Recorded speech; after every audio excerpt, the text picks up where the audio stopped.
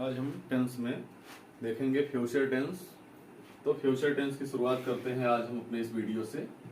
इसके पहले हमने प्रेजेंट और पास्ट के सारे वीडियो अपलोड कर दिए हैं, उसको देखने के लिए आप हमारे चैनल पर जाकर वीडियो को देख सकते हैं। तो आज हम शुरू करते हैं फ्यूचर। तो फ्यूचर टेंस मतलब, फ्यूचर का मतलब भविष्य, टेंस का मतलब काल यानी भविष्य काल। इसमें जो भी बातें होंगी वो भविष्य में होने के लिए होंगी, जैसे वह खाएगा, वह जाएगा, ऐसा होगा। तो फ्यूचर में भी प्रेजेंट और पास्ट की तरह चार चार पार्ट हैं। तो फ्यूचर में सबसे पहला पार्ट फ्यूचर इंडेफिनिट टेंस, जिसको हम देखते हैं। तो फ्यूचर इंडेफिनिट टेंस यानी ऐसा टेंस जिसमें जो भी कार्य होगा वो भविष्य में होगा, लेकिन वो अनिश्चित होगा। जैसे वह बाजार जाएगा, वह खाना खाएगा, वह एक पत्र लिखेगा, वह टीवी देखेगा, मोबाइल देखेगा। यानी जो भी कार्य होगा वो भविष्य के लिए, और वो भी अनिश्चित कि कब होगा, इसमें कोई निश्चितता नहीं होगी, केवल होगा। तो इस टेंस के लिए हम सबसे पहले देखते हैं कि इसकी पहचान क्या है। तो फ्यूचर इंडेफिनिट टेंस में वाक्य के अंत में गा गी गे रहेगा, और फ्यूचर इंडेफिनिट टेंस में सहायक क्रिया के रूप में शैल और विल का प्रयोग किया जाता है। तो 3 पर्सन होते हैं, फर्स्ट, सेकंड और थर्ड। तो फर्स्ट पर्सन यानी आई और वी के साथ, आई और वी के साथ शैल का प्रयोग किया जाएगा, और पूरे चाहे जो भी हो, सेकंड पर्सन, थर्ड पर्सन जितने भी हैं, सबके साथ विल का प्रयोग किया जाएगा। और फ्यूचर इंडेफिनिट टेंस में वर्ब की फर्स्ट फॉर्म का प्रयोग किया जाएगा।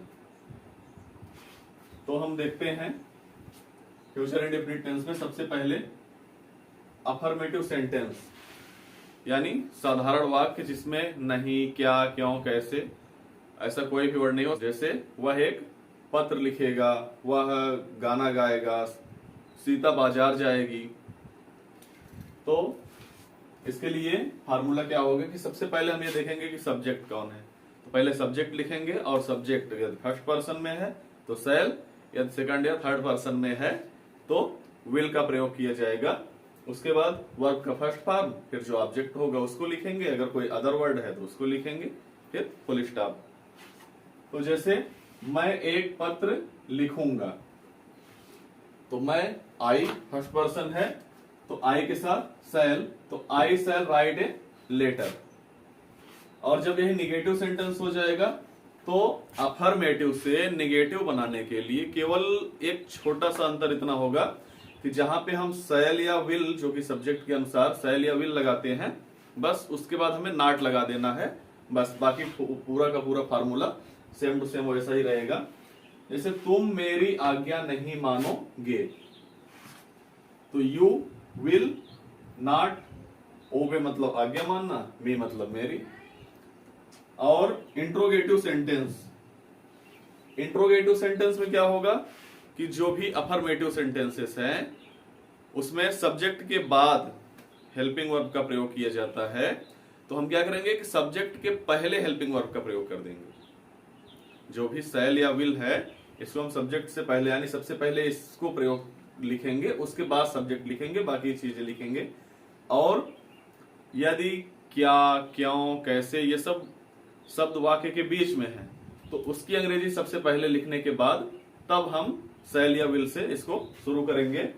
तो जैसे क्या वह आगरा जाएगा, तो चूंकि प्रश्नवाचक शब्द जो है वो शुरू में है, तो हम शुरू में यदि प्रश्नवाचक शब्द रहता है तो उसकी अंग्रेजी ना लिखकर उसकी जगह हम हेल्पिंग वर्ब शैल या विल का प्रयोग करेंगे। तो पहले विल, फिर he go to Agra. Interrogative negative sentence, interrogative negative sentence और इंट्रोगेटिव सेंटेंस में एक माइनर सा जो छोटा सा अंतर है, यह है कि हम इसमें सब्जेक्ट के बाद नॉट लगाएंगे। जैसे निगेटिव में सब्जेक्ट के बाद शैल या विल फिर नॉट, लेकिन इसमें क्या होता है शैल या विल पहले आ जाता है, तो उसके बाद बचा सब्जेक्ट, सब्जेक्ट के बाद नॉट लगाएंगे। जैसे क्या हम कल विद्यालय नहीं जाएंगे, तो क्या के लिए सबसे पहले शैल या विल, सब्जेक्ट के अनुसार तो वी है तो शैल वी, फिर नहीं है तो नॉट, गो टू स्कूल कब, कल, तो कल के लिए टुमारो।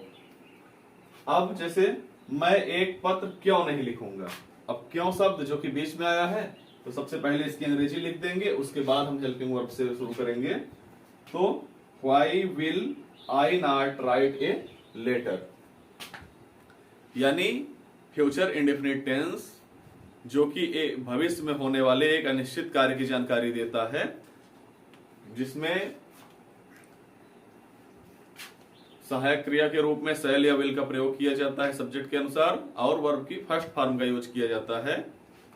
और इसमें affirmative, negative, interrogative, interrogative, negative, चारों में हम एक बार फिर से थोड़ा सा देख लेते हैं कि जब अफर्मेटिव सेंटेंस होगा तो हम सब्जेक्ट के बाद शैल या विल लिखेंगे, फिर उसके बाद वर्ब की फर्स्ट फॉर्म, फिर उसके बाद ऑब्जेक्ट, फिर जो अदर वर्ड होगा।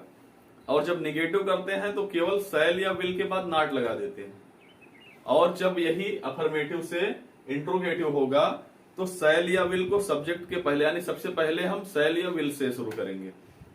लेकिन यदि प्रश्नवाचक शब्द बीच में आया है तो उसकी अंग्रेजी सबसे पहले लिखने के बाद तब हम शैल या विल से शुरू करेंगे। और यदि इंट्रोगेटिव निगेटिव हो जाता है तो हम सब्जेक्ट के बाद नॉट लगाएंगे बीच में, और बाकी सब कुछ शुरू में जैसे इंट्रोगेटिव में है वैसा ही रहेगा, केवल सब्जेक्ट के बाद नॉट लगा दिया जाता है बस।